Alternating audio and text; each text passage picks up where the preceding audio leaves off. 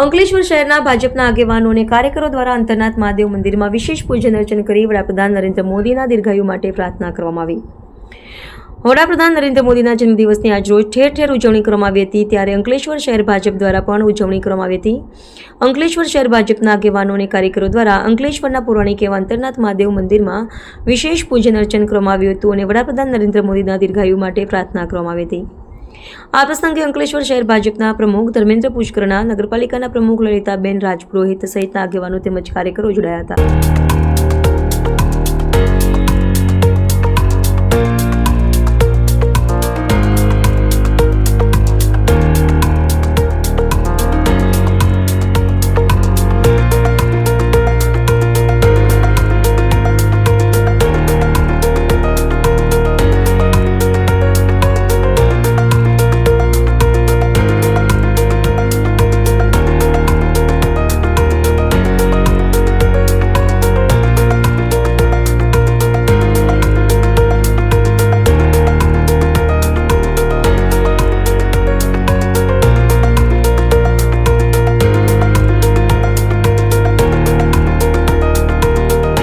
ભારત દેશના પ્રધાન સેવક, વૈશ્વિક નેતા, જેમને વિશ્વમાં ભારત માતાનું માથું ઊંચું કર્યું છે એવા ભારતના યશસ્વી વડાપ્રધાન શ્રી નરેન્દ્રભાઈ મોદીનું આજે 75મો જન્મદિવસ છે।